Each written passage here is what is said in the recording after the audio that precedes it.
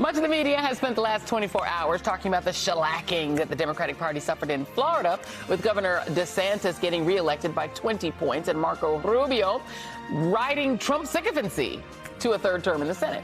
Well, tonight we're going to talk about the absolute shellacking the Republican Party suffered in Colorado, the un-Florida, where their governor, Jared Polis, defeated the DeSantis-backed Republican candidate by 17 points.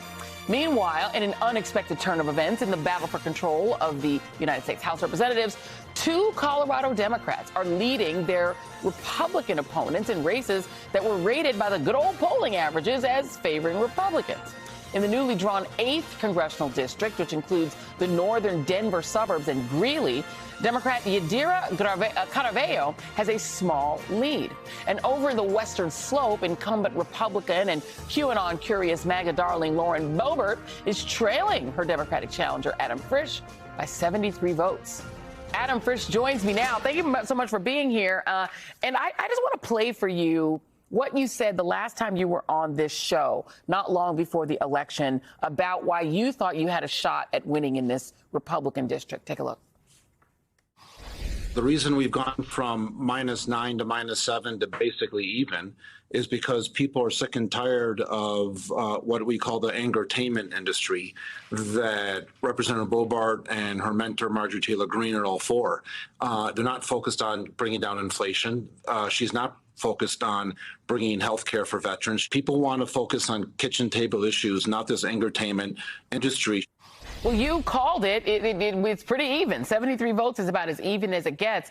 How do you feel about the remaining vote out there, and whether that remaining vote are Republicans that are going to come home to Boebert, or people who are, as you said, tired of her angertainment theatrics? Thanks, Troy. Glad to be back. You know, it's going to be a close race. We've said that from day one. Even when we were up by 4,000 or 5,000 votes last night, we knew it was going to probably tighten overnight, and it did. We're cautiously optimistic. We'll see how it goes out, but it is a lesson to everybody that every single vote matters across the country and across the district, and that's something that at least we can give that on a civic lesson. Again, we like where we are. I believe most of the votes are down in Pueblo, which has gone very well for us. But again, as we see out here in the mountains of Colorado, I don't want to get over my skis. And so we are winning by a little bit. And we've been saying pretty much the same thing when we were up by 5,000.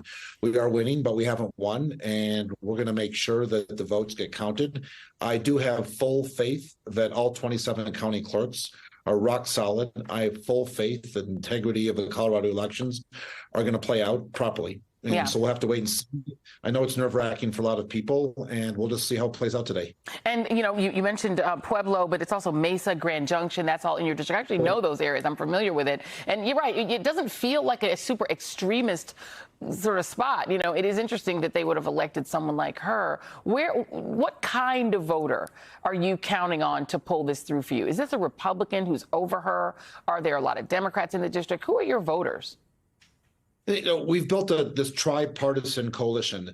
The district is 25% Democrat, 31 Republican, and 43 unaffiliated, which I was for the last 20 years until the end of December. And so we've kind of built this pro-normal party coalition, as my mom named it, back in the primary. And we're very focused on just accumulating those frustrated Republicans, those independents that want people to focus on jobs, want people to focus on water, want people to focus on health care for the civilians as well as veterans, and not spend most of their time traveling around the country, especially an enormous amount of time down in Mar-a-Lago, Florida. And what would you bring home to your district? Because we know that Boebert doesn't do legislation. She, as you said, she does theatrics and stuff. What would you concretely want to bring home to the 3rd District if you are, in fact, elected?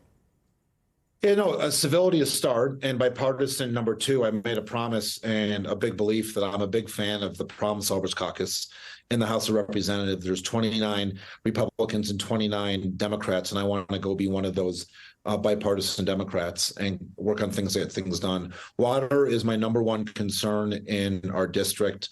Number 2 is going to be ag and ranching and farming. And 3 is to make sure that we have a safe and secure energy independent industry in Colorado and in the United States, while we still make sure that we make that transition to more renewable energy. But it's important that we protect and support our domestic energy producers.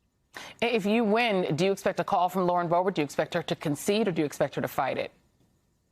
I would assume if past is prologue, she'll probably battle. That's, that generates money, and that's all part of that entertainment industry.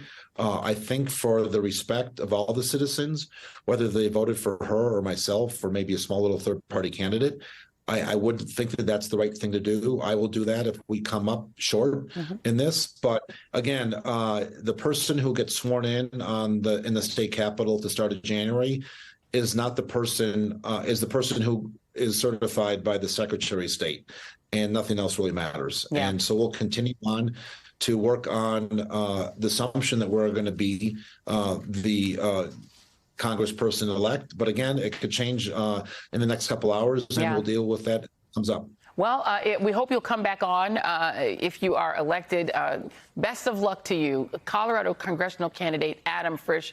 You're a decent man, and I think that is what Colorado really, truly deserves. Thank you very much. So good luck to you.